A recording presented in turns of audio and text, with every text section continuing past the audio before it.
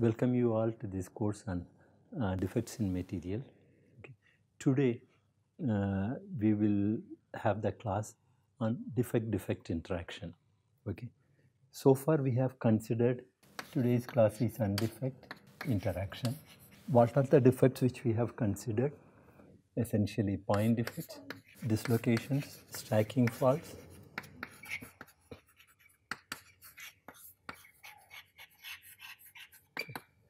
then defects in ordered lattices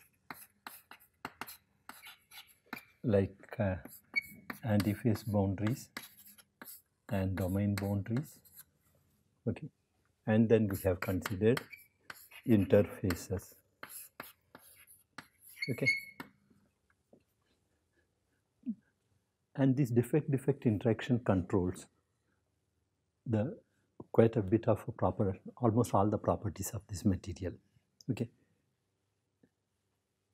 Electrical property, optical property, magnetic property, mechanical property, all these properties are controlled by defect interaction. But what we will do is that since this course is essentially on mechanical side of it, it's mainly for metallurgists, we will concentrate mainly on the defect interaction on mechanical properties. Okay. Essentially we will consider some of these interactions. One, so we know that the deformation of the material is essentially controlled by movement of dislocations, and this dislocation can interact with these various types of defects which are present. So essentially what we will be looking at in today's class is dislocation defects interaction. Okay.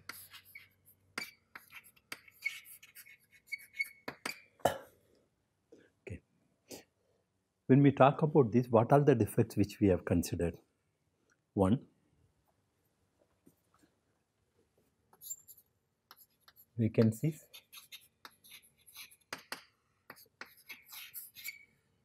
self-interstitials,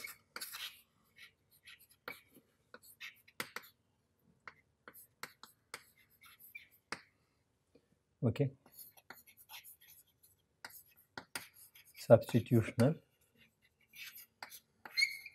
interstitials, impurities in both in substitutional and interstitial sites. These are all the ones which we will consider. Okay. All these point defects when we consider, okay, we have earlier looked at the various types of point defects in ordered as well as disordered lattices. Okay. How to identify the various point defects, okay, their concentration, all these aspects we have looked at it. But what does point defect do? Like a vacancy, if it is present or an interstitial is there, it is going to distort the lattice. Okay, either it could be a contraction or it could be an expansion which can happen. Okay, the same thing will happen with either substitutional or interstitial impurities also which are added. Okay, then they will generate, when they distort the lattice, essentially it is generating a strain in the lattice, correct? Okay. So they generate a strain, and how this strain, okay, is going to interact with the stress field due to the dislocation. Okay.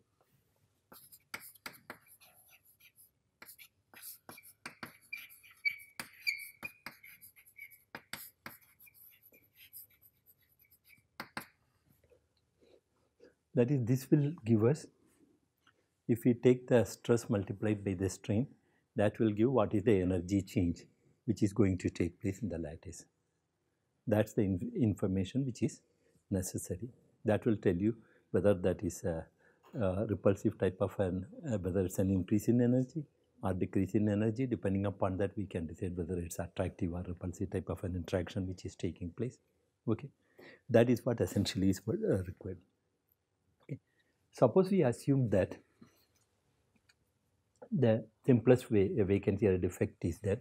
Assume that some area of that sample is there, into which we are putting a defect. Maybe the radius of it is, you assume it to be RA. Into this region, we are introducing a defect which has a Ra into 1 plus delta, I will write it. Delta is the misfit parameter. That means that it has a, which is slightly larger lattice parameter. So this is the misfit. If I introduce this into this area, okay, there is going to be a change in volume which we can find out how much it is going to be, the misfit volume change. But once it has been introduced into the lattice has got its own elastic constants associated with it. So what is essentially is going to happen is that some part of the strain will be accommodated in the matrix, some into this vacant site. So it reaches a size that is with the misfit. If I take it, if this is that size, Ra plus delta, it comes. What it will reach is that finally a size which will be somewhere in between, so that that means that the strain which is introduced into the lattice is not the same as the misfit. Correct? This one can find out, and it is essentially given by this relationship that epsilon will be equal to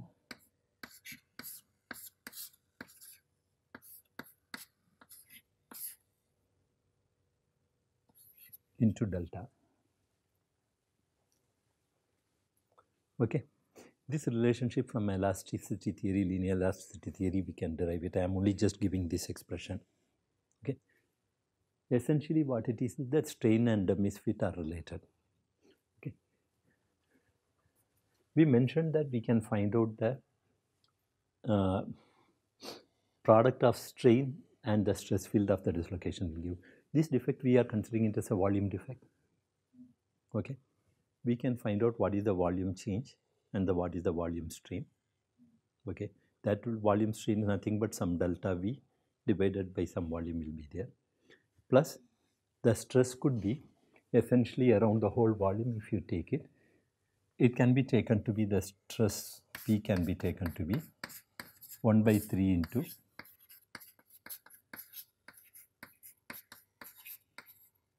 Z, correct? That if you take that, then the energy will be P into delta V, we can write it. This is also an energy term. Okay, so this energy is the interaction energy. Okay, if you do a substitution and find out what is the net change, okay, this will turn out to be, some terms will be there. Okay, a constant I will put it, sin theta will come. Okay, what essentially it is going to happen is that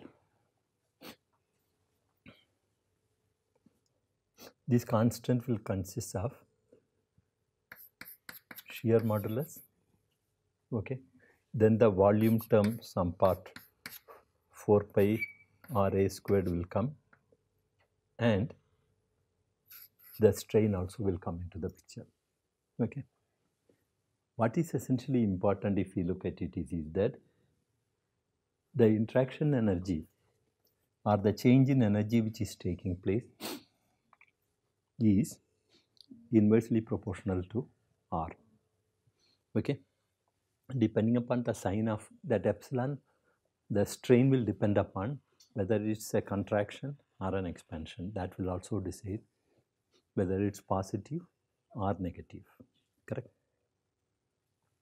Immediately one can understand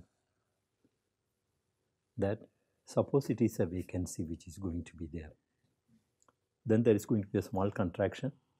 So interaction energy is negative. That means that whenever we consider an edge dislocation, this vacancy, if it comes, that interaction, it will be on the side where compressive stresses are going to be there. Okay, if it comes there, it will relieve, and if it is going to be on the other side, it will be the interstitial atoms which will be coming there. Okay, the sign of interactions will change depending upon that. Not only that, Okay. This interaction energy also tells that that's a sort of a binding which takes place between the defect. This one, if the energy is negative, then what's going to be? It is getting attracted towards the dislocation. Okay. The consequence of here we had calculated the energy, but the other aspect of this interaction of vacancy with a dislocation we have already considered earlier.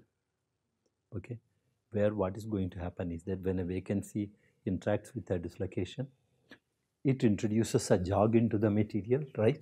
When a dislocation is there, it comes and gets attached, it will be shifting in locally, a jog will be created in this the region where it has come. Okay, this jog, what it is going to happen, okay, and then we looked at how this dislocation will move. We have seen that the jog is essentially is not in the slip plane. Because of it, it's not able to move as fast as the dislocation, so it has to be dragged. That itself gives rise to hardening of the material. That's one consequence of it. Here we are looking at the other part of it. When they are even further away, there is an interaction. The maximum, when that come as close and joins with it, then that's the maximum energy gain, right? If you look at what is going to be this interaction energy, essentially this value I think is about 3 times that delta, okay, which turns out to be into EV for metals, most of the metals, and in the case of like semiconductors, it is some 20 times delta electron volt. This is what the energy of it is, which has been some values, okay, which calculations have shown. Okay. Here what we have considered is only one aspect of the interaction energy. Okay. There's another aspect also which we can, there are many aspects which we can consider. So, suppose we assume that the point defect is there. What will be the modulus of the point defect? It's almost 0. What's the modulus of the dislocation? It's going to be high. That of the matrix, modulus of the matrix is there. When they interact, there's going to be a modulus effect where when it reaches dislocation, that region segment, if it is lying there, it has a modulus which is small.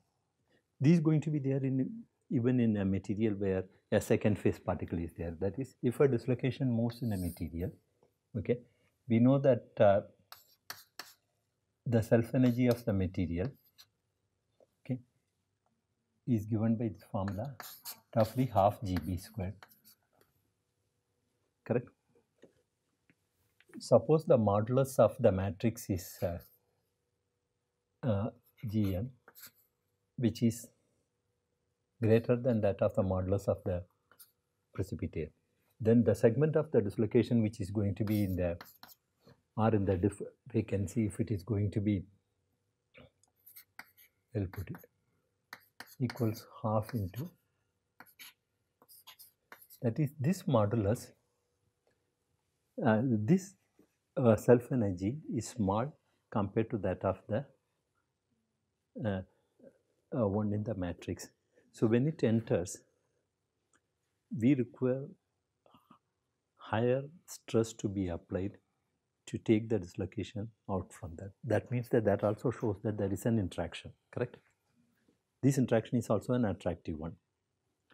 Suppose we assume that, consider the case when the second phase, this region which we are considering, it is that sample,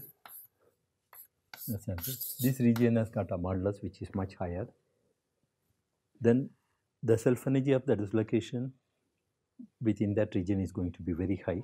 So it would always try to prefer to be away from it. So that's a sort of a repulsive force which will be acting when they come close by. Correct? So here what is going to happen is that as the dislocation tries to enter here, there will be a repulsive force, it will try to keep away. Whereas in the other case, it is attracted towards it. So the interaction energies are. So modulus also gives one more interaction. So all the interaction energies will be acting at different length scales, at different positions. That is, suppose this is where we have the defect which is present. Depending upon this distance, okay, the interaction energy will change.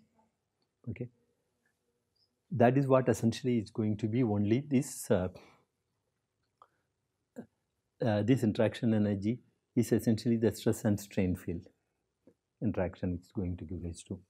The other one is that the modulus effect will come into the picture only when it just enters, because it's not going to act, correct?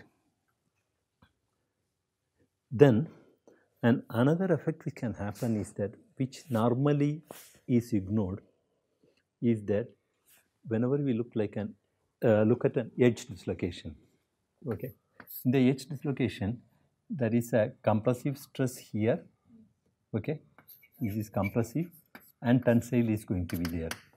So closer towards this core, if you look at it, in this region there's going to be less of atoms, means that atom is not going to be there. That region has to be replaced with some electrons which have to come, correct?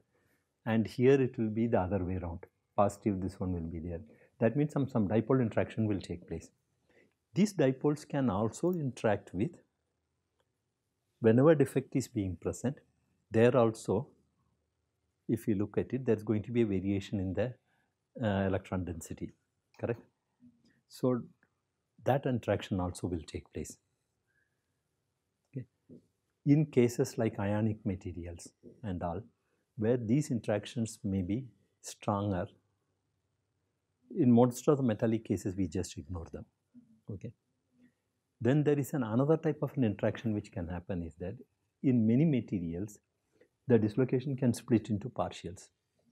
Whenever the dislocation splits into a partial, the region between them, we call that a stacking fault is created.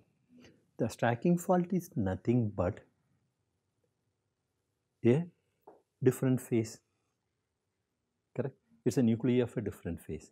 When a nuclei of a different phase is there, the compositional effects, how much the defect can be dissolved in it, is going to be different. Not only that, for that phase, since the chemical composition also can be different, the chemical potential between the faulted region and the unfaulted region will also be different, right? This chemical potential, what will be the effect of this change in chemical potential? More solutes can come into the stacking faults and segregate to them. So that's another way in which they are attracted to it. Okay, this effect is called as the Suzuki effect. This is another type of effect with which solute segregation will occur. So these are all the various types of interactions which point defects can have with dislocations. Is it clear? Okay. This sort of interaction, what is the consequence of it? Here we have considered vacancies. Now let us take the case of a substitutional or an interstitial solutes also, which we can consider it. Okay. Suppose the defect is present, the substitutional defect is present, okay, or an interstitial defect is also present. This defect can have a positive misfit or a negative misfit. Okay. This change in misfit will make the defect segregate preferentially to the above the slip plane or below the slip plane in the case of an edge dislocation. Because if the misfit is negative, that is, then what will it will segregate to the compressive region, correct? If the misfit is large, positive, it will segregate to the tensile portion of the dislocation. This gives a bias also. And more than that, what we have considered so far is essentially a defect which is isotropic. Quite often defect could be anisotropic also, like in iron. When carbon goes to an interstitial position, it occupies a position which is an anisotropic where the defect essentially is the defect has a side symmetry which is essentially tetragonal. That means that in some directions, if you look at it, the misfit will be small when the carbon atom sits onto the cage. In another direction, that is along the c-axis, it's going to be a large. The strain will be large in those direction. So finally, it doesn't matter whatever is that. When we have to find out the total interaction energy, we have to take the misfits in each of the direction into account and then calculate the total energy. Okay. It is. But this interaction energy, what it brings out is the fact that there will be a preference for defects if they come close to the core of the dislocation. Okay, there is an energy minimization is going to be taking place. That means that suppose we consider an alloy which contains small concentration of defects, which could be either interstitials or vacancies. Interstitials or substitutional impurities are present there, very small concentration. What we mean by small concentration essentially is that the defect that between the interstitial interaction is very small. Okay, they are so isolated that there is no interaction between them. That's the way we look at it. Okay, these defects, generally we assume that the concentration is uniform, correct? But if the defect is able to migrate, what it will happen is that is the temperature is such that these defects are able to diffuse. If they diffuse as they go along, when they come very close to the defect which is being present toward dislocation, okay, it will get attached to this region because the interaction energy becomes negative. Okay, then like that, so many defects will come, they will be drifting towards it. So the concentration of the defect itself, if we look at it, if it is Z0 is the initial concentration into exponential Kt. Okay, this way the concentration we will find that is going to increase. Okay, the defect will see. That means there will be atmosphere which will be formed around the defect core. This happens because the temperature is such that defect is able to diffuse. Okay, but at the same time, when the temperature is high and the dislocation is able to diffuse, there is another process which can happen is that as the thermal vibration also will increase with temperature. So that can make the atom vibrate and come out of that place. So if the temperature is very high, the thermal vibration also is going to play a role. It may so happen that at very high temperature, atoms come close to it, but they move away from it also because of the thermal vibration. Okay, that is generally this happens at temperatures less than 0.5 Tm, where okay, diffusivity is sufficient for impurities to migrate, but at the same time the thermal vibration is not sufficient for the atoms to come. So that means that there is a net concentration increase of the solute is going to take place around this location. If this sort of impurities atmosphere form, this is what is called as a Cottrell atmosphere. Okay, what will be the consequence of it? Now once an atmosphere has been formed, dislocation and the point defect is there where it's in a low energy configuration. Now if apply an external stress, okay, in this direction, suppose an atmosphere has formed around this dislocation. If we apply an external stress to move it, it has to, the stress which is required for the dislocation to move in the absence of the atmosphere is some value, but when an atmosphere has formed, it requires higher stress to move. Okay, that means that suddenly you find that the yield stress is going up. This effect is in metallurgy parlor, it is called as static strain aging effect. Okay, what is static strain aging effect? Is quite simple. If I am doing a mechanical testing of a sample, okay, an alloy. I do a test, okay, try to look at the stress strain plot, okay, it has reached at some particular point. I unload it and bring it there to room temperature. If I load it again immediately and bring it, then what I will observe is that at the same point again the yield stress will come. It will try to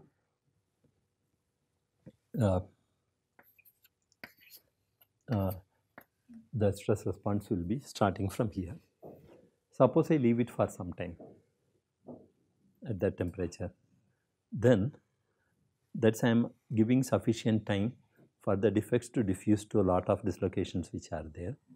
Then they form an atmosphere around it. Now the stress which will be required becomes rather high.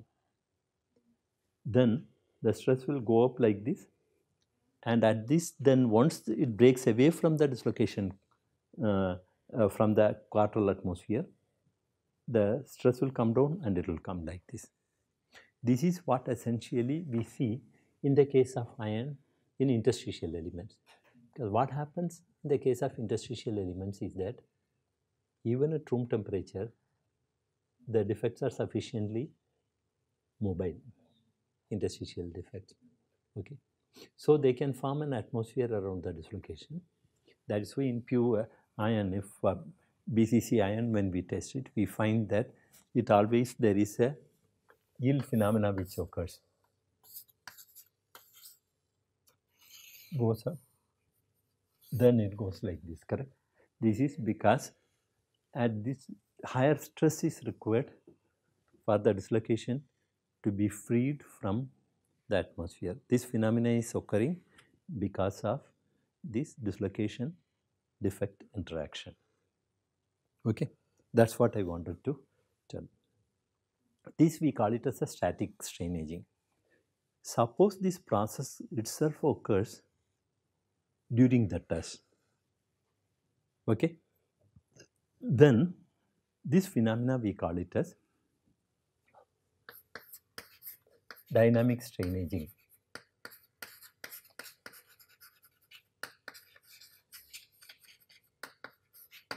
Okay, or DSA. There are many manifestations of DSA. The whole talk is not on that aspect of it, but what I wanted to understand is that out of the many manifestations, one which is normally prominently seen in many of the materials is what is called as a serrated yielding. Serrated yielding is a phenomena in which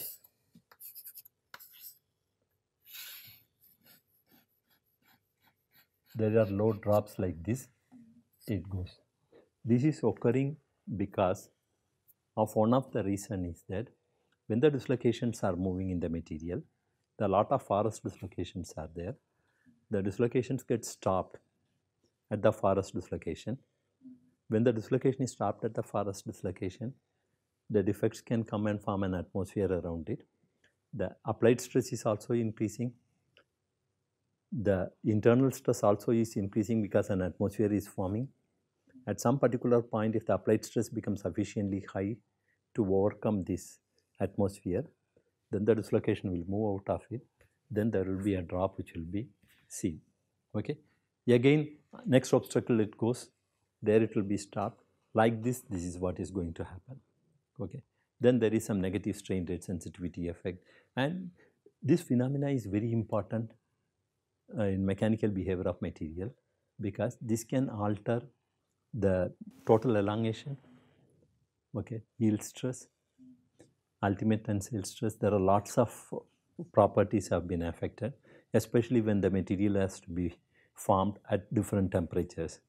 Okay, the amount of energy which has to be put to process the material to different shapes will depend upon what all the phenomena which occur. Dynamic strain aging is one important phenomena which has to be considered. Okay, this phenomena, the way I look at it is that many people report this phenomena, but the basic understanding of it, especially the manifestations of this phenomena, is still, I feel that on the theoretical side, a lot of work has to be done to get a very clear picture of it. Okay. So what we have considered is the solute dislocation defect interaction, okay, either point defects or impurities, and what is the consequence of it, one of the effect, correct? Let us now consider the other effects. Another important effect of these point defects is if we take a material and irradiate it, okay, then when we irradiate it, either it's with self ions or different type of ions which are accelerated to high energy, or with neutrons in a reactor, okay, atoms are displaced from the lattice site. When these atoms are displaced from the lattice, lots of defects are introduced. These point defects and these vacancies, they can agglomerate to form different types of clusters, defect clusters, as well as some loops can be formed. Naturally, when we deform this sample, the dislocation has to overcome all these obstacles, and this also gives rise to hardening. This is called as an irradiation hardening. This has an effect on creep so many other properties of the material. Okay, there are some cases which has been observed that, like in stainless steel, sometimes this itself gives rise to what is called as dislocation channeling. That is, a softening of the material is noticed when you do a subsequent mechanical testing. That is thought to be that these defects interact with the dislocation which has been generated. They annihilate and create a channel which is free of defects, within which the subsequent deformation could be propagated. Okay, this is one of the things. Okay, so far we have looked at it essentially a dislocation defect interaction. Okay, looking at only individual one. Now suppose, let us consider a case, these defects are distributed uniformly in the material, okay, or in materials which contain a second element, okay, as an allying element, at a temperature at which we are doing the heat treatment, okay, the solute supersaturation is there, that can come out and form a second phase particle. Precipitation can occur. So these precipitates are nothing but a volume defects in the material. Okay. So far in this course, though initially I mentioned that volume defects are two types. The three types of volume defects I mentioned: stacking fault tetrahedra, okay, precipitation, and voids. Okay, voids can form during irradiation. Stacking fault tetrahedra can also form in some materials, okay, because of materials with low stacking fault energy, because of some specific type of dislocation interaction. Okay, precipitation can occur, okay, when supersaturation is there. That aspect I did not go into a detail, okay, just mentioned it, but essentially this part of phase transformation, that is why I had not gone into a detail. But what we will look at it is, that's also a defect, volume defect. What will be the interaction of dislocation with these defects? That's what we will discuss in this class. Okay. Suppose these solutes are distributed uniformly in the lattice. Okay. Then the interaction with the dislocation can take place with two different ways. One is the interaction could be very local, unless the dislocation comes and goes close to the defect.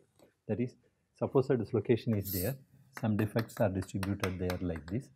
Okay, unless the dislocation is very close to the defect, there is no effect. Okay, then it's called as a local interaction. In some cases, the interaction itself could be a diffuse interaction, means that the long range interaction takes place between the solute atoms and the dislocation.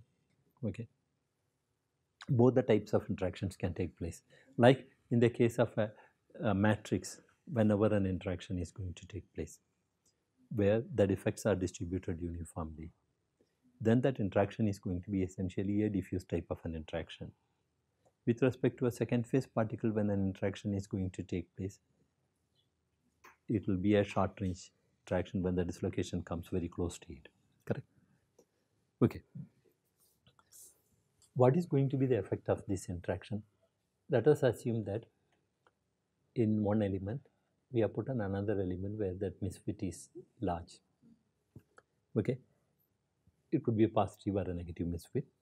If we introduce that, okay, that misfit will, the atom which has been introduced, okay, one, it can appear as a strain because the lattice parameter change is going to take place, correct? That we can say it in another way, that this interaction energy which we consider, what we have looked at, dislocation, this one, that interaction energy itself is, if we take the rate of change of interaction energy, that will be giving a force. Okay, some stress is being generated, internal stress is being generated. Initially, the dislocation is able to move at a lower stress. Now we find that a higher stress is there. That is some internal stress which is opposing it is created because of introduction of these impurities into the material. Okay. Suppose this interaction itself is a very diffuse one, okay, in the sense that the defects are present at various regions. How do we consider interaction as defect is diffuse? That is, suppose defects are present like this. Suppose the dislocation moves like this. This means essentially it is a locally there is a variation which is going to be there. Other way in which it can happen is that the dislocations are present.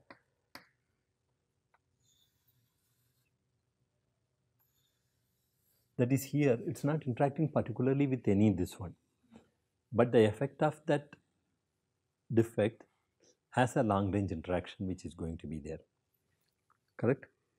That is, interaction is essentially a long range elastic interaction which is taking place. Okay. When such long range elastic interaction takes place, one of the things is that overall there will be a bending of this dislocation, correct? When a bending of a dislocation takes place, okay, then what is the radius to which they are bent? Okay, that is 2I is the B is the Burgess vector. This is the force. This should be equal to some T. Okay, the line tension of the dislocation. From this we can find out that 2I will be equal to half GB squared. Okay, so this will GB by 2R, from which we can find out what will be the R, correct? So essentially this tells us, this is with respect to a particular defect or some concentration of defects which are being present. So this, if we average it out, some statistical value which will give, that gives the total, this one tau to be equal to, I think 2 by half tau I. This will be an average value, because in all these calculations when lot of particles are involved, we have to take an average of it. Okay.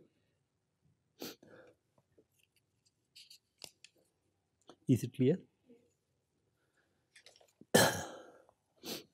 No, I think here it is 2 by pi only. Okay.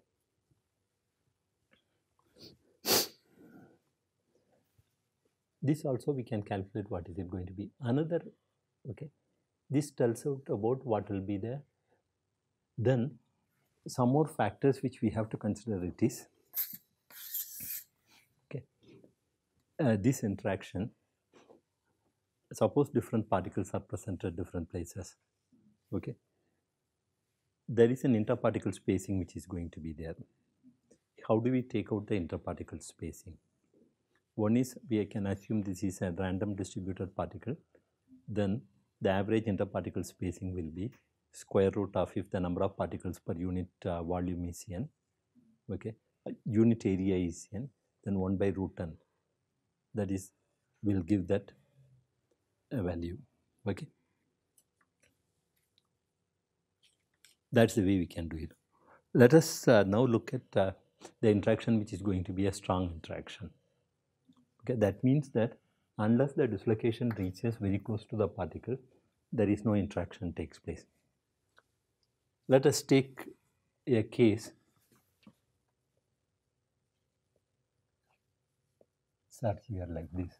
Okay, there is a dislocation line which is there, and as this dislocation line under the action of a stress moves and reaches here, comes here, under the action of the applied stress, these obstacles will put a resistive force.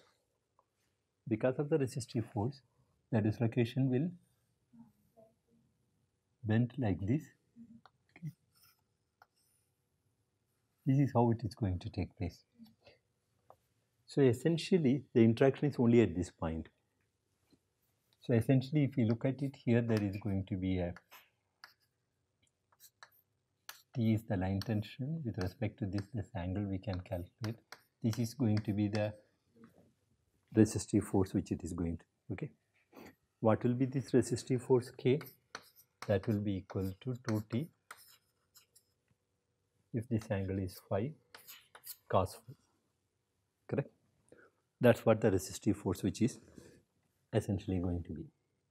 And suppose this separation is L from here to here.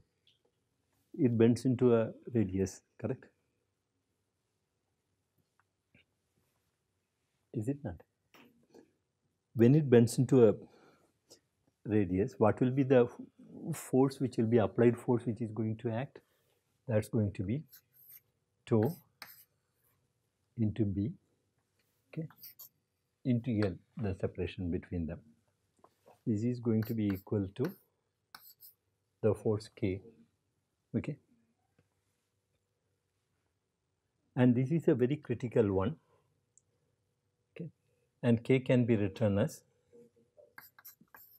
2T cos phi, okay. What is the critical stress which is required for this to be able? That is tau max. What is the stress or critical stress which will be equal to? This will be K by BL, K max, okay. This will be 2T into cos phi, a critical value will be there, maximum value, divided by BL we can put it, okay. This is essentially what is the stress which is required, okay. Suppose now the most crucial point of it is that at some value of the line tension corresponding to some particular angle, the K max reaches where the dislocation is able to shear through the particle. Because the dislocation has got a the line tension depends upon half GB squared, the modulus of the material. It has nothing to do with that particle, okay. It's able to reach that value, then it will just cut through the particle, right? And suppose it's not able to cut through the particle, there is another critical value at which it can loop around this particle. That will decide whether it's going to be shearing or looping, which is the mechanism which is going to operate in this interaction, dislocation precipitate interaction, okay.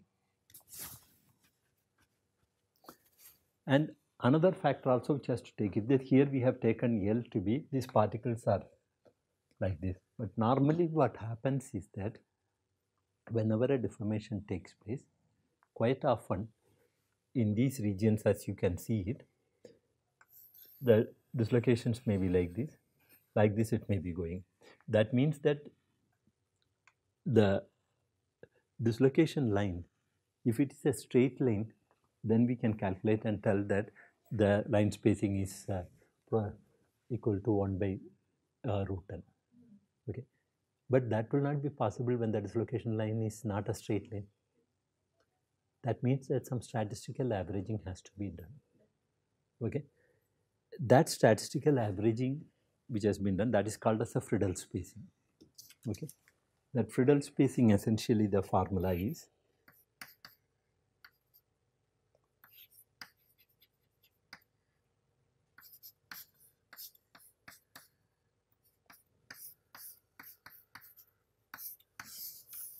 okay. This is the spacing which it is going to have is L minimum, which is given by when it's a dislocation is a straight line, the minimum spacing into 2t by f0. What is f0? F0 is the different type of interaction which it can have, the dislocation can have with the particle. Okay, like it could be an order hardening. There are so many types of mechanisms which can happen. That will have some maximum value which is required. Okay, that is what essentially this F0 represents, the force corresponding to that. Okay. In this case, we can consider two cases. Suppose this phi becomes 90 degree, then K max will be equal to 2t. Then the dislocation is essentially a straight line which just cuts and goes with whatever is the stress which is being applied. Let us take an intermediate case where it's a critical angle is there. When it is bent like this, okay, it has reached a value where it is able to cut and go through it, correct? And when this value of phi becomes 0, consider that case. At that point, it's not able to cut. Then what is the consequence which will happen? At that particular point, when phi equals, I'll just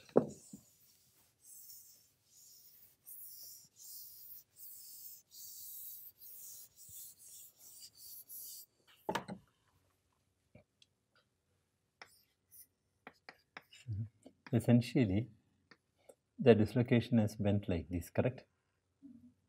The tangent, essentially angle becomes 0.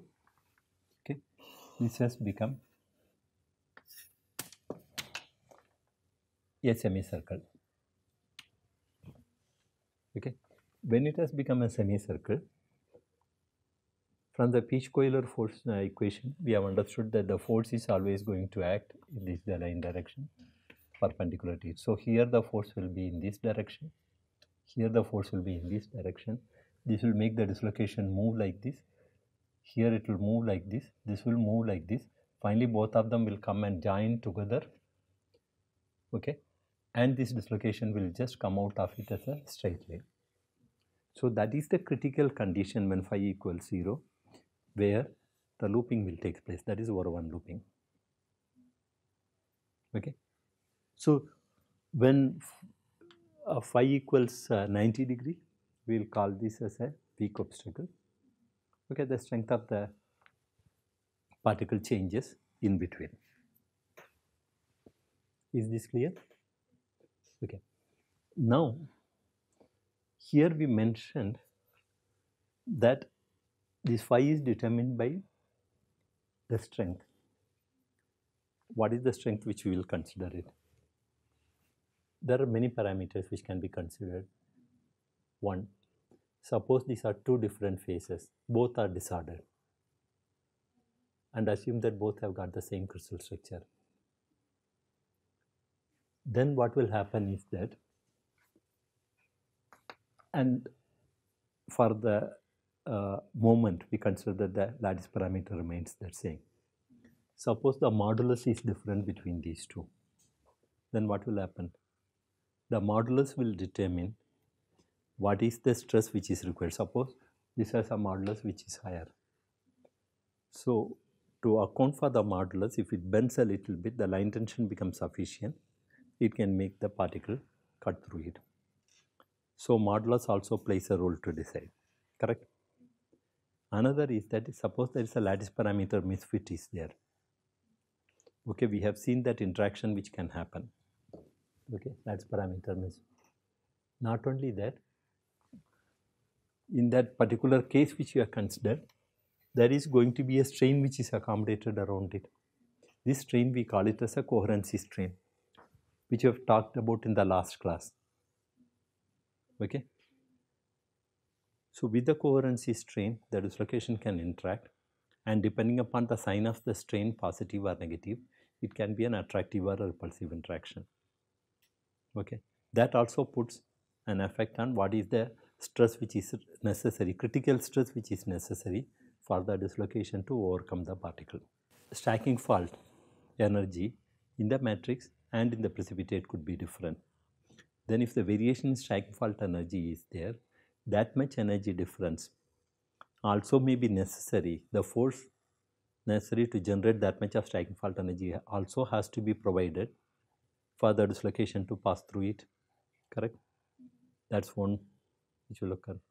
Then other is order hardening. Suppose this particle itself is, suppose these are all, we consider it as a large particles and they are ordered. Okay.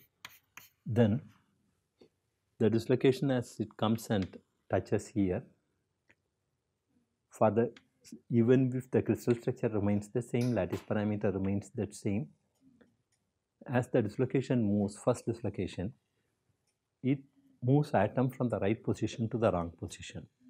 Okay, that means that antiphase boundary is created. That much energy is also necessary for the dislocation. So in that case, the force which we consider F will be equal to gamma into D. This is what it will turn out to be, where gamma is the stacking fault energy. Okay, these are all the various types of. Then one more.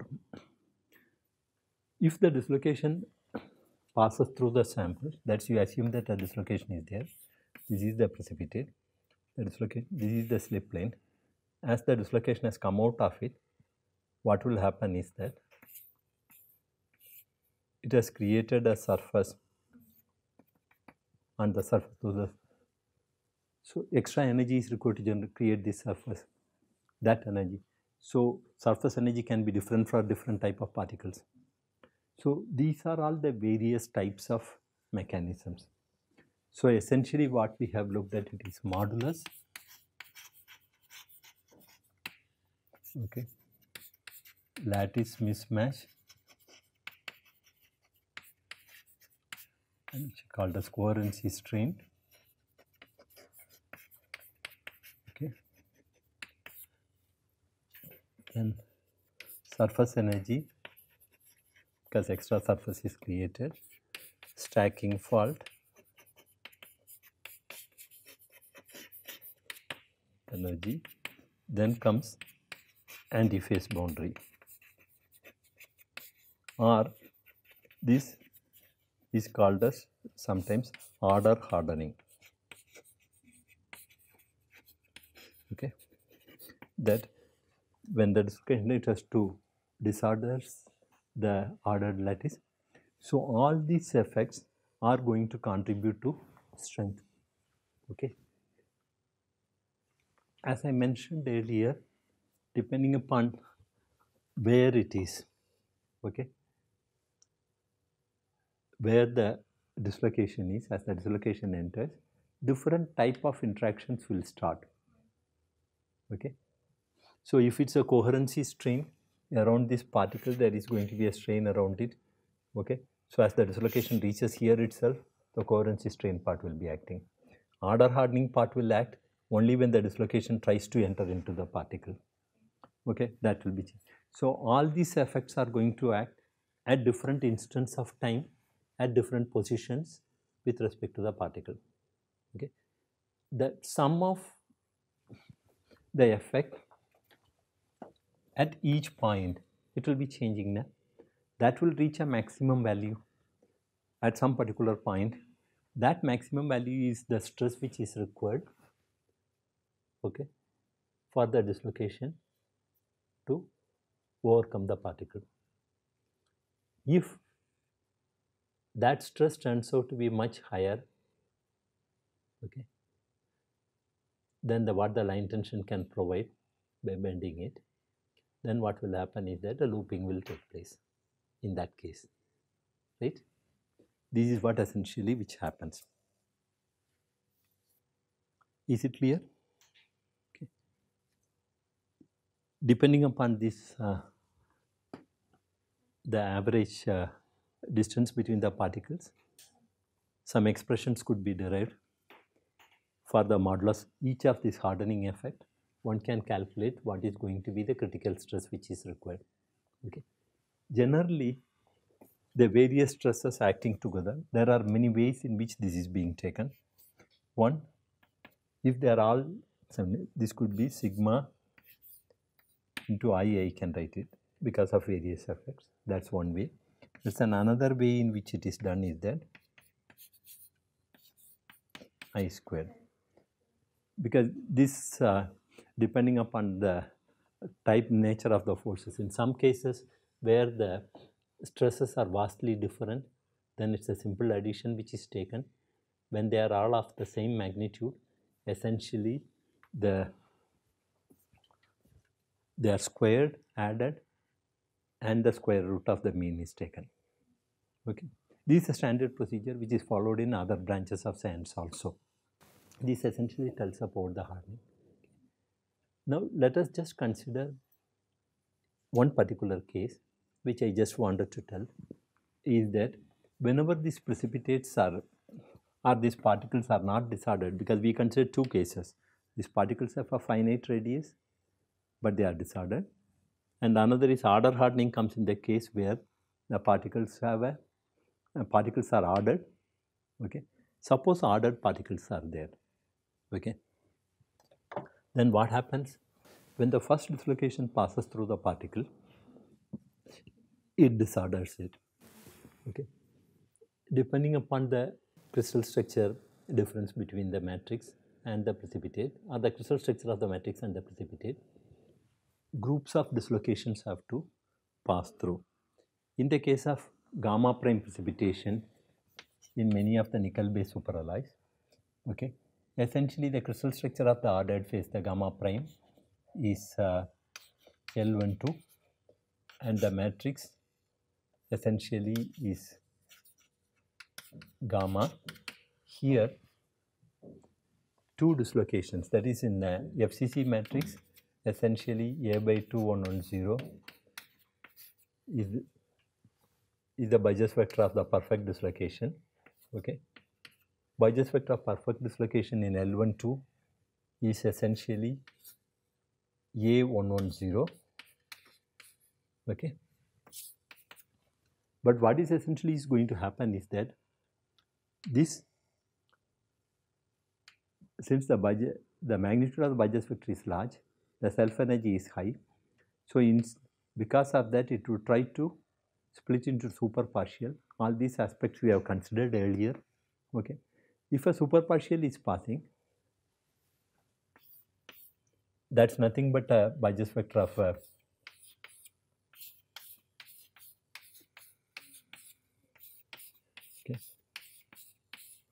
The first dislocation, what it happens is that it will come. This is the way it will be happening, because it has just entered. Here also it has entered. Here it's about to enter. When the second dislocation comes, this is an, okay, the first dislocation generates APBs and defacement. The next dislocation which follows, suppose we say this is D1. Okay. The next dislocation which it comes, it is nearly straight because it's seeing only a ordered lattice. It's seeing it's seeing a disordered lattice. In a disordered lattice, if it doesn't see any obstacle, it will be a straight dislocation. Okay. And as this dislocation comes very close to it, since the Burgess vectors are the same and they are lying in the same slip plane, they will repel each other. Okay. Correct. And as it passes, restores order. That's a gain in energy is also going to be there corresponding to the order energy. Correct. This will lead to a sort of a situation, okay, where we can write a force balance equation for the these two dislocations.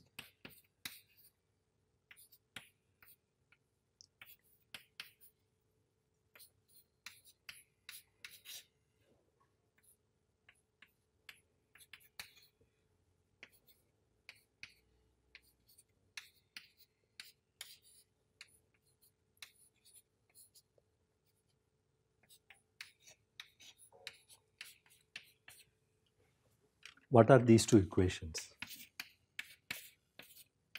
This equation is for the first dislocation, the applied stress, the force which is acting on this. This dislocation puts a repulsive force onto it, that also adds to it together. These two should be managed by equal to the order, the antiphase boundary energy which has to be generated. When they are in equilibrium, this should be equal to 0, correct? For the second dislocation, what it happens is that this is the applied stress, okay? This is the interparticle spacing. Then this will put a force which is negative of it onto this one, plus some gain in this is going to be there. If we solve these two equations, okay, then we will be able to get